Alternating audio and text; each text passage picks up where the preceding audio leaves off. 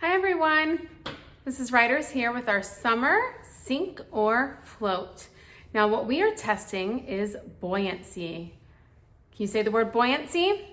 Great job. So buoyancy is going to tell us if something is going to be light enough to float on top or heavy enough to sink to the bottom. And if it's buoyant, then it is going to come to the top. So here I have a container of water. I'm just using some Tupperware. You can use whatever works for you. You can even do this in the bathtub. And I have some items that I'm going to test out to see if they sink, which means they're going to go to the bottom of the Tupperware, or float, which means they're going to stay at the top. So the summer items that Mrs. Ryder has picked out is I have a plastic boat. I have a sand mold that's in the shape of a fish.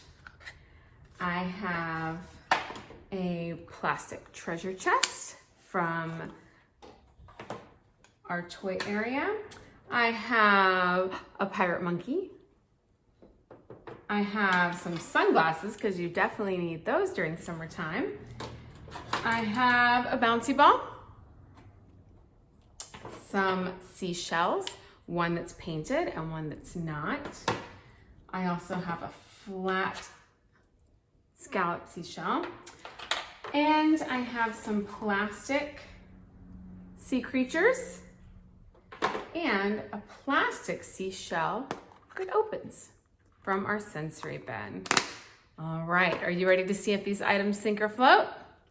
Let's do it. You can also print out the worksheet that Mrs. Ryder has sent that gives you the option of drawing a picture of what you're sinking or floating, or for our VPK friends, we can highlight the word and you can write over it. So for shell, we would write S-H-E-L-L, and then our VPK students would write on top of that, and then you're going to circle the word sink or circle the word float after you observe it in action.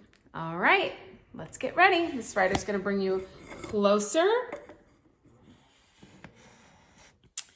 And we're gonna see, do our items sink or float? All right, so the first thing Mrs. Ryder's gonna choose is our pirate monkey. Do you think he's gonna sink or float? Let's find out. What happened? He is actually floating on the top. Mrs. Ryder's prediction was wrong. I thought that he was going to sink to the bottom. Is it okay to have the wrong answer? Absolutely, because we are super scientists and we are testing out what we think. All right, so we know that our pirate monkey, he stayed on top, he floated. How about our seashells? Let's start with our painted shell. Oh, what happened to our painted shell? Is it on the top or the bottom? It is on the bottom. It sunk to the bottom. Let's try another shell.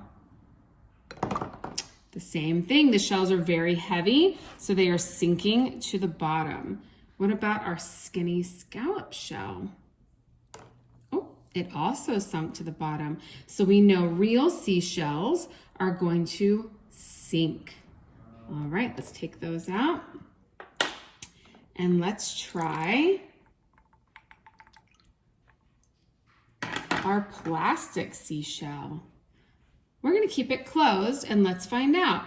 Now my plastic seashell has a hole in it, but when I lay it in the water, what happens? It floats. Now what do you think would happen if I fill up the shell with water inside of the hole? I don't know, let's find out.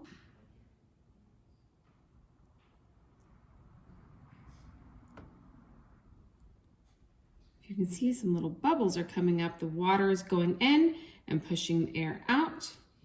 But I think my hole is too small to fill up the whole entire seashell with water. So let's see. Even just a little bit of water in there is still gonna make it float. And if I do this and try to fill it up with water, will that change? Nope, it is still floating. That's some cool science, right? So our plastic seashell floats, our real seashells sink. What about our plastic sand mold? Let's see. What's happening with him? Is he staying on the top and floating or sinking to the bottom? He's staying on top and floating. And if I do it this way, does the same thing happen? Oh, he actually floats even better when he's upside down. Now, if I fill him with water, like if I was in my bathtub and I filled him with water, I could get him to sink a little and then he just pops back up, just like a boat. Very cool. What about my plastic sea life? So I have 2 fish, and you know what this is called? A seahorse. So let's see, when I put the seahorse in, what happened? He sunk to the bottom. What about my fish? They also sink to the bottom. Can you see that? Very cool. So our plastic fish like this are heavier than our sand mold and they sunk to the bottom. All right, what do we have left? We have a bouncy ball. What do you think is going to happen with the bouncy ball? Let's see if you're right. Did you guess that it was going to sink to the bottom? Great job. All right, what else do we have? We haven't done our treasure chest yet. Do you think the treasure chest is going to float or sink? Let's try it out. The treasure chest is floating. Now, what if we open our treasure chest and we fill it with water? Now what's happening? Well, it's staying under the water, but it's not actually touching the bottom.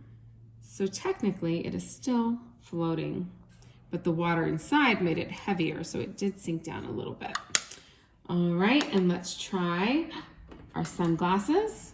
Do you think they're gonna sink or float? Let's see. Oh, they sunk down to the bottom. So our sunglasses are heavy enough to sink. All right, and then our last item is our sailboat. And what do you think? The sailboat is floating just like it should. Super cool. I can't wait to see what type of items you're gonna sink or float at home. So make sure that you share with all the teachers. See you later.